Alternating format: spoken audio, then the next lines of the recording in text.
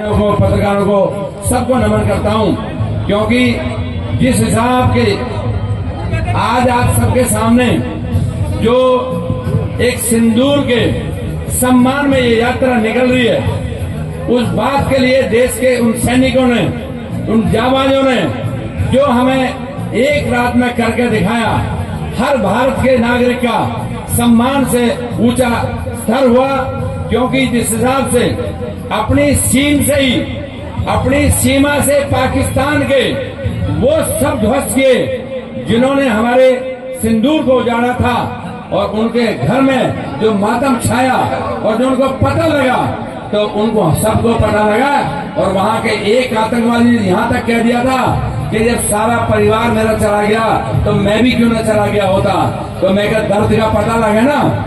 ऐसे हमारे जाबाज सैनिकों ने जो काम करके दिखाया है, और देश के प्रधानमंत्री ने जिससे कूटनीति से काम लिया, तीनों सेना अध्यक्षों को खुली छूट पहली बार किसी सरकार ने दी थी कि आपको जब चाहो, जिस टाइम चाहो, जैसा चाहो आप फैसला ले सकते हो। इतनी बड़ी छूट आज से पहले कभी नहीं मिली थी सेना को। ये देश के प्रधानमंत्री ने बहुत गुणवत्ता से बात कही थी, और आज हम ये बात कह सकते हैं कि आज हम सब जो खुली सांस लेते हैं, हम सबके विद्वान भी हैं, टॉप के भी हैं, पूरे प्रदेश के भी हैं, देश के भी हैं। आज हम खुली मानना है कि जिस -डिग्री टेम्परेचर में हमारे देश का सैनिक खड़ा होता है, जहाँ पर सीधी गोली चलती हो वहाँ पर सीना तान का खड़ा होता है। मैं समझता हूँ आज उन्हीं की वजह से आज हम देश में गर्व से कह सकते हैं कि भारत का झंडा ऊंचा है, और भारत किसी से दमने को तैयार नहीं है। आज तीनों बड़े देश इस बात के लिए मजबूर हैं कि भारत के सामने कोई नहीं टिक पाता। पाकिस्तान को पता है कि जिस हिसाब से आपके 1 घंटे की आप मार नहीं झेल सकते, वो सबको मालूम है। लेकिन सारी चीजें देखते हुए देश के प्रधानमंत्री ने बात कही कि आज हम ये नहीं चाहते, अगर आप युद्ध विराम चाहते हो तो हम युद्ध विराम भी करने तैयार हैं, लेकिन अपनी जगह जहाँ भी आप सकुशल रहो।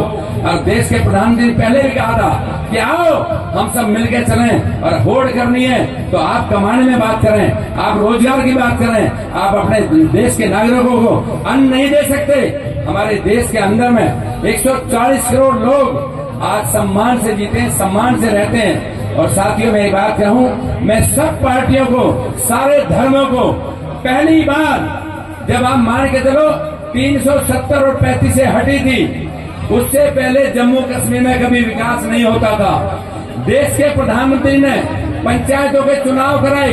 जब पंचायतों के चुनाव हो गए, वहाँ पर सरपंच बने, तो वहाँ के लोगों को खुद नहीं पता था सरपंच होता क्या है। जब एक पंचायत में 2-2 करोड़ रुपए गए, 5-5 करोड़ रुपए गए, और उन्होंने वहाँ पर टंकियां बनाई, नाली बनाई, सड़क बनाई, और PM आवास गए, तब उनको पता लगा कि देश के प्रधानमंत्री ने आज हमें विकास के लिए पैसा दिया है। पहली बार 75 साल में पहली बार इस देश के अंदर में जम्मू कश्मीर का कोई धर्म नहीं, कोई नाम नहीं, हर आदमी गांव के बाहर आकर खड़ा हो गया और तिरंगे झंडे के झाड़ में कहा कि हम सैनिकों के सम्मान में अपने प्राण न्यौछावर करने को तैयार हैं। हमारी माता और बहनें जो वहां थी, उन सबने कहा कि हमारा रोजगार छीना है। आज जो सैलानी हमारे आते थे, हमारे घोड़े चलते थे, हमारा आदमी कमा के लाता था, हम रोजी रोटी करने लगे थे, लेकिन आतंकियों ने हमारी रोजी रोटी बंद कर दी।